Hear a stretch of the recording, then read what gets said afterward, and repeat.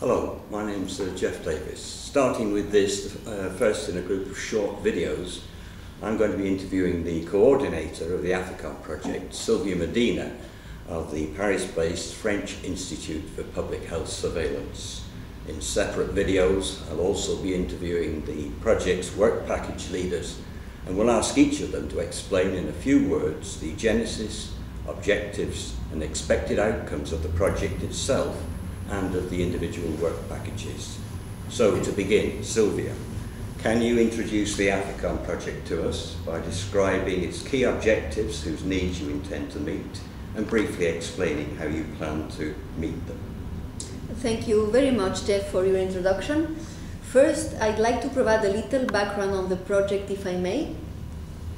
In 1952, a devastating smog in London killed 4,000 people in just a few weeks from exposure to industrial pollutants such as sulfur dioxide and black smoke. That episode led authorities to set standards that have dramatically reduced the levels of these pollutants.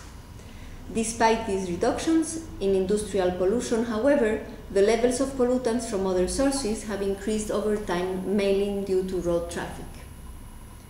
More recently, the European Commission has introduced standards to limit emissions of other pollutants like particles, nitrogen dioxide, ozone, and others.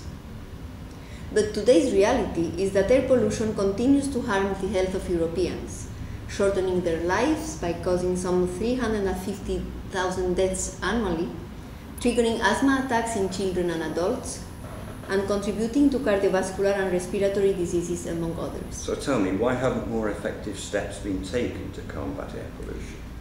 I think one reason is that many groups lack the knowledge and understanding they need to address this threat effectively. This group includes decision makers, health professionals, NGOs, patient organizations, and the general public.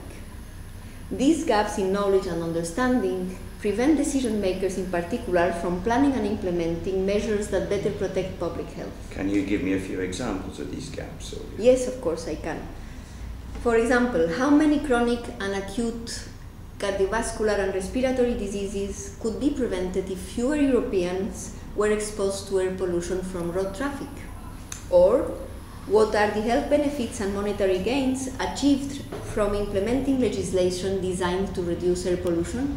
So how do you see you, as scientists, helping to improve the situation? I strongly believe that it is our duty as public health professionals and scientists to both improve stakeholders' understanding of this threat and stimulate dialogue between them and us. For this reason, over 2.5 years, Aphekom's 60 scientists in 25 cities across Europe will develop and deliver new, reliable, and actionable information and tools tailored to their needs so decision makers can set more effective local and European policies, health professionals can better advise vulnerable groups, and individuals can make better informed decisions. Is there anything else we should know about your team? Oh yes, I want to say how lucky and honored I am to have a dream team of collaborators to work with. I'd also like to point out that Aphekom builds on the solid foundation of the AFACE network created 10 years ago, and I especially want to thank the members of our network across Europe, with whom I have the great pleasure of working for so many years. Last but not least, I want to welcome all the new Aphekom members. And now, my colleagues will discuss in greater detail the specific work packages for which they are responsible.